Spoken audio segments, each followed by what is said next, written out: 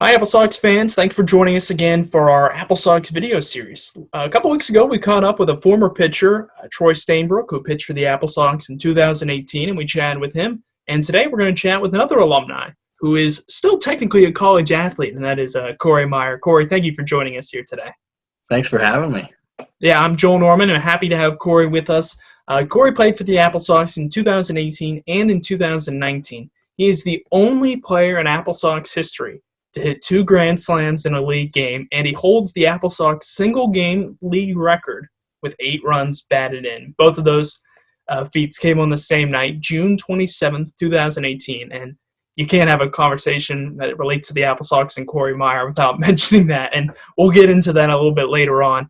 Cory was also a West Coast League All-Star in 2018, and he went on to play 7 games for the AppleSox last summer. Cory is also a catcher at Boise State, and this past spring, he was a part of the Broncos' first baseball season since 1980.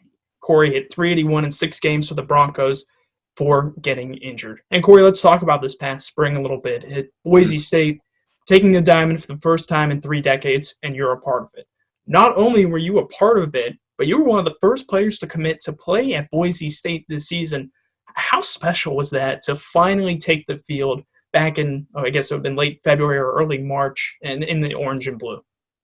Oh, man. It was – the whole build-up to it was amazing just because once we stepped foot on campus, we understood how important this was to the community around us, and our coach really bought into it and kind of put a spotlight on how important this was going to be to everybody around us, especially the alumni.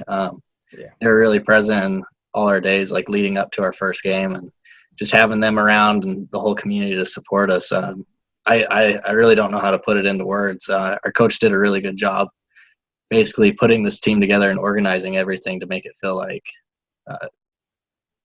this was, I don't know, it's something I can't really put into words because it was just so special, especially leading up to our first game. It's something that you really don't know how to express it, but it's something special for sure. Yeah, it's a unique opportunity when you're looking at schools Yeah. and you're transferring and you're saying, hey, I got a chance to make some history just by taking the field. So obviously a really unique opportunity, I imagine. Oh yeah, it definitely was amazing. Just when we stepped foot on campus, and it was just kind of learning the culture of the university and what they stood for and how they went about their business. It was just finding a way for us to get our foot in the door and kind of put ourselves in a position to blend into that culture. So, and it was a tough thing to do because this university, when I first stepped on campus, I didn't understand. And I don't think a lot of people do that. Their sports culture here is all about winning. And it has been for a while. It's not just the football team winning. It's the track team. It's women's basketball, men's basketball. Everybody's just doing something special up here. And for us to jump in, it's like, here we are. We have to compete and we have to be serious about this and really be ready to perform. And they did a really good job about that. They supported us the whole way. Our coaches, I don't think we could have had a better coaching staff to actually put us in a position like this. And it kind of showed. We went 9-5 right out of the gate. So, it's a culture of winning here and being like champions on the field and off the field. So, it couldn't win any better. And, we're just kind of cut short, but we're looking forward to continuing. Yeah, and we'll get into that in a moment. The season ends early, obviously, unfortunately, like every sport has this year so far, due to the coronavirus pandemic. And the NCAA did eventually grant spring athletes an additional year of eligibility if they chose to use it. And you've already said that you plan to be back at Boise State next year. Take me through that decision-making process there for you, because I think when you hear that, you had to have thought immediately, yes, I'd love to be back. But take me through, the nuts and bolts, the mechanical side to that people might not realize that goes into that for that kind of a decision. Well, leading up to it also is, I was a senior. It's going to be my 6th year playing college baseball. A lot of the thought for all the seniors was, well, do we get on with our lives? And for me, like, my dream's always been to play professional baseball.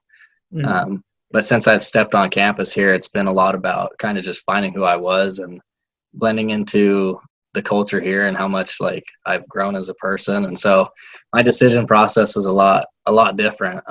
Since I've got on campus, it's been like, a big thing about being involved in the community. So I love to kind of get in and volunteer. And once I kind of got a taste for that, it's just, it really makes me feel good. So my decision to come back, when I talked to our head coach, he was talking about, hey, I'd love to give you another year and love to kind of just move your scholarship over if I could. And if we get to have you back. And that was my first thing is I don't want to give away this. Like, obviously I was thinking about the other people that would have the opportunity to come here, but to be put in a position in a community like this and have the opportunities to basically go out and make an impact and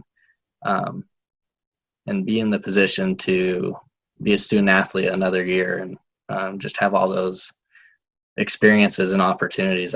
It's something I didn't want to give up. I definitely want to have another year of that and enjoy it to the max, Mm-hmm. So for me, it was just personally, I get to put on a uniform again. I get to play the game I love, and I still get to go out and make an impact and have fun. So it was an easy decision for sure. Cory, when I was in college, I had this license plate. It had ESPNU on it. It said, never graduate. Maybe I should give that to you. No, I'm Team Grandpa for sure. I think a couple of people reached out to me, and they're like, you're coming back again? I go, oh, yeah. And they're like, you really are Team Grandpa. Just never want to leave, right? Yeah, I'm an old soul, old body, but, I just have so much fun out there. It's just every day I get to go out there and basically put on a uniform. It's just something special for me just after – my whole journey to get to this point. It's just, I enjoy it all. Yeah, and you never use it as an excuse, the injuries, how they've taken time, but you definitely deserve this other opportunity. And it's kind of funny how things can kind of work out that way, because I was reading, I was doing some research just preparing for this, and I saw you had gotten hurt this past spring. So in a way, I guess it was a weird blessing, quote unquote, so to say, that you got another year, because you probably would have been limited for the rest of this season, wouldn't you? Yeah, so after that night happened, I know ever since my back surgery and going through all that, and it really kind of started back when I was in Wenatchee, is when I got to play baseball again and actually go out and play a game where I was having fun. The passion grew, but it was like something I would reflect on every night, and that we'd get to play baseball. And like before or during the national anthem, I would kind of just take a moment and go and say what I'm grateful for in my head, and that I'm just healthy. And I do that before every game till this day, and just reflect on the people I'm grateful for that got me to this spot. And I like to say I'm grateful for my health and being healthy. And unfortunately, I hurt myself 2 days before our season was ended due to the pandemic. But when I did end up diving back to first base and feeling my shoulder kind of give out on me, and heading back into the clubhouse, I knew that it probably wasn't good, but it wasn't really going to stop me. Like, I kind of took a positive attitude to it. Like, I've been through the worst before, and things could be a lot worse for me, obviously, also, and for a lot of people. And I just try to not take it too personally. I knew that my role as a teammate was a lot bigger than who I was as a person. So I was going to just go out there with a positive attitude. And everybody thought I was fine, which I did. I told them I was fine. And I think my coach after the game also said, hey, he's just a little sore. He'll be okay. And that was my attitude too, because I was like, I'm going to be fine either way. But what I do as a teammate is going to be a lot more important than what I do on the field. So, yeah, you've had a lot of different injuries. I hate bringing it up every time we talk, because that shouldn't be how we describe you. But just so people know, just what you've been through. You had the back issues for a couple of years, the shoulder this past spring, 2019 with the AppleSox. What was it, your right thumb, if I remember right? Yeah, I sprained my right thumb in, I think, the first game, right? Yep, that's right. I battled through that the whole summer, so that was pretty brutal too. Yeah. But yeah, actually, I've gone through a lot with that, because I just had right shoulder surgery on my throwing arm. I had that problem up in Wenatchee. That's why I ended up leaving the season a little bit early, is because I had to go back and rehab. But since this pandemic, I got that taken care of. So I've been really lucky for this kind of to happen in my favor, but also it's kind of a tough situation what's going on. Sure. So how are you staying prepared in this unusual time? In a way, I guess there's a little bit of rehab, but now that that you're coming back to Boise State, are they having you doing any sort of workout program to stay prepared for next year? Yeah, we have coaches that are on top of that. We have our bullpen catching coach that has taken over our role as our trainer on the team, our strength trainer. Mikkel, and he does a really good job with that. He's so motivated to basically giving us the best tools that we can to basically be better baseball players. And that's what's been nice about this place is everything's basically put towards and dedicated towards being a better ball player and not just so much as an athlete lifting and being strong. So yeah, they reach out to us. We have a really good trainer also, our Shane Nelson. He does a great job that reaches out to us and make sure that we're doing okay, whether it's physically or mentally. So our staff's pretty loaded up, and we have a great staff and coaching staff. And so everything, and then a lot of it's just kind of making sure we're keeping up in touch with all the players and just kind of checking in on how they're doing and seeing if people are staying on task and, you know, keeping their heads up for what's to come. And I know it's been a really tough time, but it's just trying to stay as close as possible and keep our focus on what's important. What's a normal day like for you as a student athlete in this uncertain and not really normal time at all? Like when you wake up, what's your routine? What are you kind of going through to stay prepared both in school and, you know, with you're working out to be a baseball player again come spring? Yeah, so I think routine is a huge thing. And especially for me, it's been a little bit different with injuries and coming back from surgery. And I learned that from the first time I had back surgery. But a routine is basically we're used to waking up, depending. We switch workouts up, but 6 a.m. lifts. So it's kind of just trying to make sure you set your alarm, make sure you get up, make sure you still get the foods that your body needs, but making sure you're eating somewhat healthy and basically staying active as possible. I know we're not really supposed to go out too much or go we can't really get into gyms or anything. So it's just trying to find a way and not trying to find an excuse to get things done and basically stay as prepared as you can. And it's getting the sleep, getting everything, getting your homework taken care of. Obviously, if you don't get your schoolwork done, you can't play baseball or you can't do your sport. So honestly, it's all about routine. And so for me personally, it's wake up, set your alarm, wake up, eat the food you need to do, and be as active as you can, because you don't want to go backwards. You always want to be moving forward, and that's kind of what sets people apart and sets teams apart also. So let's rewind to that summer of 2018, your first season with the Wenatchee AppleSox, and you're coming off a spring in which you only played one game at Washington State. And again, you know, we knew you were in the middle of transferring to Boise State. You'd had the back issues, but you were pretty much good to go for that summer in Wenatchee, as far as I remember, and you played a lot of games. What was your mindset entering that summer? Because you mentioned it briefly earlier, saying that summer was kind of big for you moving forward in your career. Mm-hmm.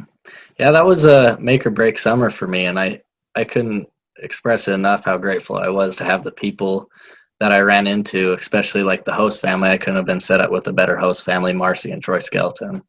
That kind of left me with a positive influence in the direction I was heading with baseball. And then having a coaching staff such as Crust Angel and Cash and Dragonson, they really kind of allowed me to be free and play the game I love and basically have that passion come back to me. With all my struggles with my back surgery and the stuff I went through at my last university, the coaching staff and then the environment they provided allowed me to basically have fun with it again. And so just all around, the whole impact of the people as far as the team, the coaches, and host family allowed me to just basically be happy. And I think that's what makes all the difference. So yeah, that was a big summer for me, because that carried on for who I was going to be to my next university and what kind of teammate and person I was going to be. So couldn't be more grateful for all the people that were helping me that summer. Of course, you had a heck of a year. And we talked about we're still going to talk about it in a moment, the two yeah. but you know, the 3 home runs that year, you had, I think, 27 RBI, if I'm remembering. Really good season defensively and at the plate offensively. You're a West Coast League All-Star. What was that All-Star game experience like in Port Angeles? I mean, must have been pretty neat to show off in front of all the scouts. Oh, man, it was awesome. It was just another thing I get to add to my book, and I'm not writing a book, but it's just another thing I get to kind of cherish to myself, you know. It was a good place to be in after all the struggle I went through. And leading up to the All-Star game, I was just kind of going out with the attitude of, I'm going to have fun today. I'm going to make the most of it. And that's kind of all it's about, honestly, is when it's all said and done, like I was saying before, during the summer when it's all said and done, I want to leave baseball with a good taste in my mouth. Mm-hmm. So it's just to go out and just honestly just be in the moment, be present, and enjoy everything I have around me. So I think I fully did that, and I think that's what made it easier for this year also and the years to come is I just didn't regret a day that I was out there. I just try to make the most of it. So leading up to that All-Star game, I couldn't believe I was in that position. You know, it's weird when you're just having fun and trying to be your best, be a good person, and be a good ball player, and how things work out. So I'm really lucky to have had that happen, have that opportunity, and an experience like that. So let's talk about the 2 Grand Slam game. Oh yeah, Late June 2018. It's a weekday night against the Bend Elks, and there was no signs going into that game that it was supposed to be anything crazy. We'll put it that way. You know, it's you have a million of those games throughout the year. You guys all have to find, and as a player, as a fan, as a worker for the team, everyone has to find a way to kind of get through some of the nights of the season. It's hot out, you know, nothing crazy going on. You go out and you hit 2 Grand Slams that night. Just starting off really basic, what do you remember most from that night almost 2 years ago? I remember the whole day leading up to it, honestly. Go ahead. It was kind of a weird day. I just wake up like regularly and go about my business and do my summer school, and then I went and got a car wash that day. I remember that. I'm driving up to the field, feeling good, have a clean car, get to come back, get ready to go play baseball, have some fun. And I remember we went through a rain delay. Am I right? We went through a little rain delay. And the whole time I was thinking, it's like, it's raining on my car. I just washed it today. This is not good. And it ended up being a pretty good day because I think I got up and the first pitcher I hit the Grand Slam off of, I played baseball with back years ago in high school.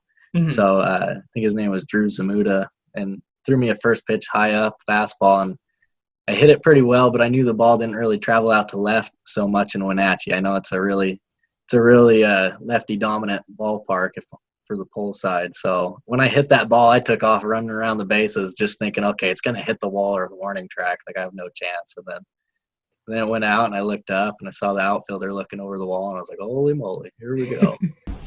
AppleSox leading 1-0, and they can really blow this open here. The big hit. This one's hit high in the air to left field. Moving back is the outfielder. That's over his head. Grand slam! Cory Meyer!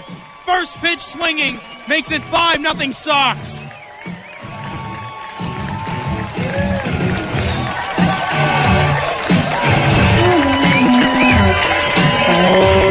So 1 grand slam down, and then little rain delay action going on, and I'm just like, oh man, my car's getting rained on right now. Like, that's okay. Like, we're just having fun and just hanging out. And next grand slam happened, I just couldn't believe it. I'm still kind of in shock about that. And my phone was blowing up after the game, and I think it was a big moment for me, and especially my family, my parents that kind of supported me through everything. And to have something like that I get to – I've always wanted to hit 2 home runs in a game, but let alone 2 grand slams. So that's kind of a special mark to put on my baseball career also. So that was awesome. Mm-hmm. Yeah, if you're an AppleSox fan, you ever look at our program, Cory's name is in there on the list of the single-season leaders for most RBI in a single game. So it's really cool that you were a part of that on just like a random weekday night. Like we said, it's amazing what can happen just at any given moment in a baseball game. I think that's what always fascinates me about it. It's a normal day. Get a car wash, hit 2 grand slams the same night. Yeah. I love the jokes I get about it too, because I try to like keep to myself and not talk about myself too much, but I have some really fun teammates, especially like a couple over the summer, like Johnny Sage. Like, I love that guy. He's been awesome. I was at Washington State with him, and then also getting to play summer ball with him. He's a really good guy. But just the way people joke around, oh, yeah, mister, I hit 2 grand slams and just stuff like that. It's like, oh, man. It's a fun thing also to have those experiences with those guys. So summer ball has just been nothing but just great memories for me and fun things. Let's see. We talked about the grand slams. You hit 1 in the 3rd inning, and the other was in the 8th inning. So when you got up to hit in the 8th inning, the game's already – it was 9-2 AppleSox at that point. Outcome pretty much decided. Were you thinking about going deep when you stepped up with the bases loaded? I think the moments, I know a lot of people talk about how they get in the batter's box. They're like, I'm going to hit a home run. But like for me, I think I already try to swing hard as it is, but if I try to do too much, bad things are going to happen. Like I think I do a pretty good job putting the barrel on the ball, but if I try to get too excited and swing and get pull happy, things don't happen for me. So, and I remember that at bat too. I think it led into a full count if I'm not, I might be wrong, but he threw me a hanging breaking ball, a lefty did, and I kind of got my barrel out front and was a little bit early and got that casted up into left field like I wanted it to. And I didn't think because the ball doesn't fly to left field there in Wenatchee. So as soon as I saw that go up, I was like, oh man, we'll see. And I'm around first base and I see the outfielder look over the wall again. And I went, no way, 2 grand slams. I didn't know what to think. I was just so excited running around the bases with a big old smile around on my face. So. 2 of the last 3 games. This one's hit hard to left field. Did he do it again? Did he do it again? Cory Meyer with his 2nd grand slam of the game. Holy cow, 8 RBIs. Cory Meyer goes deep again. What did your teammates say to you when you got back to the dugout? They were making fun of me because of my expression. I stomped on the plate all happy and came in, and I was yelling, double grand slam. They were all just making fun of me, saying I have a weird country accent or whatnot. I don't hear it, but I know a lot of people do, but they're like, double grand slam. And they're just making fun of me. So it's fun. It's fun to play summer ball and meet all those different people, and everybody comes out just to enjoy the game together. And, you know, you got to have some thick skin sometimes because everybody's going to poke at you. So I love it, though. It's so fun. So we talked about this last year at the Fan Fest. I know you said you got the ball for the 2nd home run. Did you get the ball for the 1st grand slam too? I think I did. I think I got both of them. You got both? Yeah, I keep them above my bed. Yeah, I got both balls. I'm pretty sure it's both grand slam balls. That's what I was told. I signed it, and actually the pen is kind of like starting to fade on it because it's been so long ago. Wow. But keep those right above my bed. Okay. Have all my memorabilia. I like to collect baseballs and have one from every conference I've played in, and I try to steal one and snag one from wherever I go. So yeah, I have 2 Wenatchee AppleSox grand slam balls sitting above my bed right now. So that's pretty cool. How'd you get them? Did a fan give them to you? Did a player, was he able to get one?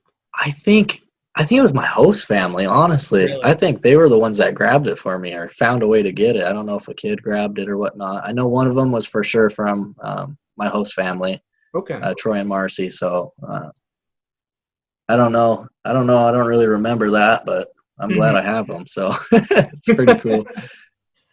No, that's pretty cool. I mean, that's a moment you obviously want to have, and to have that as a baseball, really cool. I remember after that game, you got a great round of applause the next day when you came up the first time, and pretty much every time for the rest of that game. And if I'm remembering right, in the 9th inning, you came up with the bases loaded again, and I just remember looking around the ballpark, and I could almost see everyone else going like, "No way, no way, it's gonna happen." Yeah. That'd have been cool to get an intentional walk too. No, It but I don't been, know. yeah, Never had the one. Bonds treatment. Yeah, I know. It was really weird after that, especially coming back the next season. I was really excited to come out and play in front of the fans again because they just made my whole time there in Wenatchee amazing. So when I got my name announced also for that game in 2019, and called from Pocatello, Idaho, and heard all the fans cheering, it just made me feel so good, and I was just happy to be there again. And my host family, there's actually a picture above me. Marcy and Trey made this for me. It has the picture of me hitting my first grand slam on it. I have that up on my wall. That's awesome.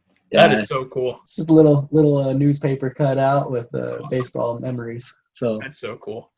Yeah, I was going to say that opening night of 2019, you, Johnny Sage, a couple other players who were back from that previous year, Cody Darcy, they were all in the starting lineup. And that was one of my favorite moments in my 2 years with the AppleSox. I've said that a couple times during this, but opening night of 19 was so cool because the fans were remembering people like you, people like Johnny, people like Cody, and you guys were getting a little bit louder applause than the other players who eventually were going to get theirs. But it was kind of cool seeing how that loyalty kind of meant a lot to the fans. You just said that meant a lot to you, though, too? Oh, yeah, it was amazing. I remember, especially after the 2 Grand Slam game, and we have fans that kind of show up earlier right around when the gates open or when BP's going, and just being able to go out and shake their hands and talk to them and hear their experiences. And I remember an older fan telling me like, "Hey, thank you so much, young man, for like the excitement you bring every day," and being able to especially watch that last night. And it's really cool to see the fans that are regulars there and being able to talk with them a little bit. It made my day and made my summer. And it's good to hear that they enjoy watching baseball and coming out and supporting us. So I was really happy about that. It made me feel good. So last summer was a little bit different. You're only limited to 7 games after getting injured on that opening night. And like I said, it was a fly out toward left field. You said you injured your thumb. Weird situation. But you did go deep in your final game for the AppleSox on July 7th, which was really fit. It was fitting with the home run. Yeah, that's wild. I remember being really glad. I was down in Bend. I remember being glad. I was thinking, man, he deserved that. He's been through a lot. We're only a month into the season, but we could tell your time was kind of running out. And it was such a tough summer, but I think fans should know if they didn't remember it. You were the bullpen catcher basically once you recovered, whether you could throw back or not. You basically caught. I mean, what was it like? Take me through your emotions of last summer, kind of choosing to stay around even though you were injured, even though you were basically sidelined a month.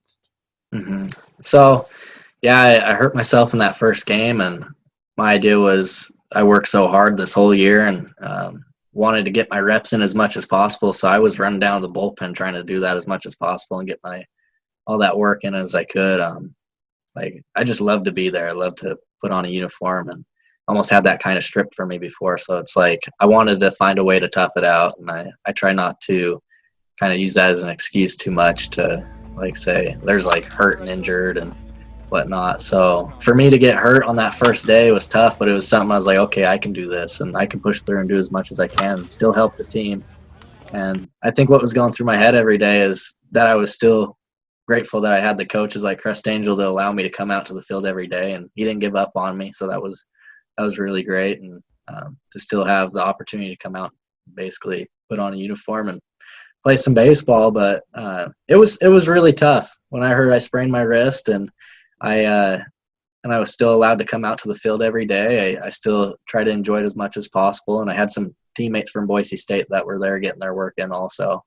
So I try to stay around them as much as possible. And then also there was times where we'd have off days, and I'd have one baseball in my trunk, and I'd go out to the Wenatchee's field and go in the batting cages and hit with one arm into the net till I couldn't take it anymore. And remember being asked every day, hey, can you play today? And I'd go out there, put on my batting gloves and take a swing and be like, nope, it doesn't feel good. So I just waited till I started feeling good enough. And I think the day before I left up in Bend when I hit that home run, I got a hold of my trainer, and I was talking about my shoulder bothering me, and I was kind of struggling to throw. And he's like, okay, well, we'll talk to our head coach and see if we need to bring you back for rehab and get your shoulder checked out. And went out there and kind of just tried to relax and have fun with it, maybe knowing that was my last game with the AppleSox, and hit a home run. As soon as the game was over, got on my phone, texted my trainer, hey, I'm fine. Just let me stay. Like I wanna do this. And he's like, no, you're not doing too good. I was like, I hit a home run. I got to stay. He's like, that's who I am. It's like, I will tough it out to the very end. As long as I get to put on a uniform and play baseball. Yeah. Obviously it was more important to go take care of my body again and get things right. So yeah, it was a weird way to end that also, but it was cool to have a home run and walk out of that a little bit better. It's just funny, each of your 2 seasons with the AppleSox ended with pretty good games against Bend. I looked it up, your final game in 18, I think had 2 or 3 hits that day, and then 19 you hit the home run. So I just thought it was funny. And I remember feeling bad right after you left. The team kind of started to take off because that first month of the season, I saw that. Up and down. Did you kind of keep tabs on the team even after you? I did, yeah, for sure. I love to watch a lot of our players because I loved watching Johnny Sage play, and a lot of our team was actually it felt like everybody's just going off and started winning games. I was like, hey, they might actually do it this year. This is going to be awesome. And it seemed like that both years that was happening. Like when I left the first year, everybody was starting to hit home runs, and things were just taking off, and I just wanted to be around it so bad and be around all those guys because it's really fun to hang out with all of them. Summer ball is definitely a unique experience. Yeah, I didn't watch the games, but I was always on Twitter just checking with all the inputs that were being put in. Mhm. But yeah, I enjoyed seeing how everybody was playing, so it was awesome. The chemistry of the team last summer, not to knock, it's not even a knock on the 18 team. It's just I thought 19 the chemistry was incredible all year long. And one of the things I remember, Gavin Garrell, he joined me on one of the broadcasts one time. Yeah, I know he's your teammate at Boise State too. He told me that you were the team dad. He called you that the one time.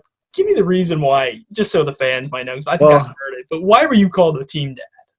I'm always because I'm one of the older guys on the team, and I'm always kind of the guy that's like, hey, we got to do this, and it's like, okay, Dad. And then going to the next year, and now I'm getting an extra year eligibility. It's like they don't call me Team Dad, they call me Team Grandpa now. So it's just I keep getting older, and we're still playing baseball together, and it's kind of weird to play baseball when you're 23, almost 24, and you're playing with 18-year-olds, and it's like. Man, I remember when I had no facial hair and was clean shaven, and now it's like there's a huge difference between us, but we're playing on the same team, and we have to kind of find a way to relate. And it's just a cool thing that baseball allows us to have. And yeah, I'm one of the older guys too, so I've had those experiences where I get to share those with others. Yeah. But Gavin, he's a funny guy. He's one of the clowns on the team, but he's a really good ball player, good pitcher. So love to have him. You know, it's interesting, Cory. It's almost like, as a coaches must love that. A guy who just, even as he gets older, even though he's not the same age as most of the kids, they must love having a guy like you around, because a lot of times people in your kind of position end up going into coaching. They've been around for a while, whether they've been injured or not. Is that something you've ever thought about after your career? Yeah. So that's kind of the route I'm taking right now, especially my plan when I was going to my first Texas series, our first games against the Longhorns. I was actually submitting my application for grad school, and I was going to try to continue here at Boise State and get into the Masters of Athletic Leadership program here. And and that's kind of the route I want to stay. I know throughout my baseball journey, it hasn't really been easy for me, and it's been a lot of times where I struggled believing in myself. And I think just being here and growing as a person, my purpose and my passion is basically to stay around sports and help others achieve their dreams. And so that's kind of how I take it, is if I don't get to do it myself and play professional ball, I want to help somebody else reach their goals of playing professional ball or professional sports as well. So yeah, I want to get into this grad program. I applied and I'm waiting to hear back, but my plans are to play this year at Boise State, and it's a 2-year degree, and then also maybe come back for a GA position the next year and start coaching, helping out with the team, and find my way up and do as much as I can to help others. So that's kind of the route I want to take. You talked about them a couple times, your host parents, who you spent both seasons, 2018 and 2019. I mean, Marcy and Troy Skelton always speak glowingly anytime you were brought up. What was that like? How did that work, and how cool was that when you were coming back in 19, kind of knowing, cool, I know where I'm staying, I know the people well enough, so this will be a lot easier. It's kind of crazy too. They really took really good care of me. I haven't had an experience like that before, and it was tough for me because I'm more of a shyer person. I when I go into places like that, I like to keep really clean and neat and take care of all their stuff and respect their space. And it was awesome to get to know them because they're such good people and they love baseball so much. So when I get to come home to them and have a meal already prepped, and they're always buying food for me and taking care of me, and it's like, man, I don't even need to go home. Like I could stay here. They love having me, and I just get to talk with them, and they love talking baseball. And I come into the fridge, and they're like, "We got you a new thing of Ben and Jerry's ice cream." I'm just like, "Oh man!"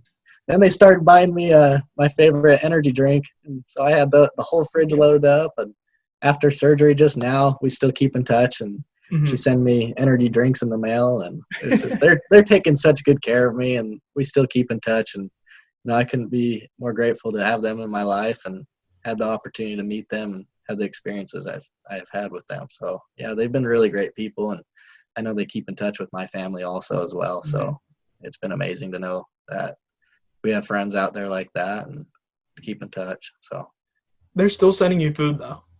Oh, not so much food. I remember they sent me because before the AppleSox game, I hit 2 grand slams, and I told you after the game, like, what was your secret? I said I had some Fruit Loops or whatnot. That's right.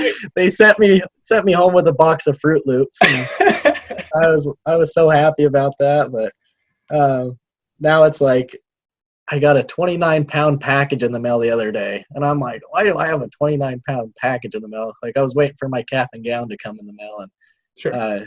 I open it, and there's a box of Bang energy drinks. I'm Oh like, my no way. I'm like, they did not just send me. I was so happy, though. Yeah. That's incredible. If they're watching this, I appreciate you guys. Marcy and Troy, you guys are the best. The Fruit Loops thing is hilarious. I remember I had you on for the post game interview because that's what we did after every game when I was broadcasting. Is if we won, I'd get Kyle and then a player. Obviously, we weren't getting anyone but you that night. And I remember I said, Cory, what'd you have for some sort of breakfast of champions food today? What'd you have? You said I had some Fruit Loops. I went immediately as you were saying that. I went over to my computer and I started tweeting. I said something along the lines of, Cory Meyer, who just hit 2 grand slams tonight, has just claimed that he ate Fruit Loops for breakfast. And then I said something like, "You've been warned, West Coast League." Yeah. But I remember that. Funny. I retweeted that. I was like, that's a great tweet. I just remember you said, "Yeah, well, I have Fruit Loops today." I thought, well, get the rest of the team on them for tomorrow. We need this series. Yeah. You've been warned, West Coast League. Yeah, I remember that because that was kind of my routine that summer is you have to stay in something. And mine was waking up, making a peanut butter sandwich and eating a huge bowl of Fruit Loops. And I love doing that and then going out to the field. So that's all that couldn't have been a better tweet. Thank you. That was funny. Lastly, I wanted to ask you, if you're talking to someone who's about to play summer ball, the AppleSox or somewhere else, well, we'll go with the AppleSox. They're playing with the AppleSox. What kind of advice would you give to them? It's summer ball is a little bit different, and it's people coming from all over, and depend on your experience at your university and what that's been like for you, whether you're struggling or there's something you need to work on. It's just you got to remember that you're out there to play baseball and have fun, and that to make the most out of the opportunity because baseball doesn't last forever. So, and I think coming out to a place, especially like Wenatchee, you have people paying to come watch you play baseball and you have kids looking up to you. It's a completely different experience than what you're used to with your school, and to understand you're representing your university and also the organization with the team that you're playing for is a unique opportunity, and it's kind of just whatever you make out of it. And I think summer ball is that opportunity to have fun and kind of play the game as loose as possible and basically make an impact on the people around you. And so just kind of trying to reflect on that each day and make the most of it. I think a lot of people do a great job. I know summer ball can get a little rowdy with trying to like chip at the other team and whatnot, which that's a fun part of baseball, but it's also to make the most out of it, honestly, because I don't think there's another time where you'll be having as much fun as any other place. So whatever university you come from, whatever experiences, just come out and kind of use it as an opportunity to have fun and meet people.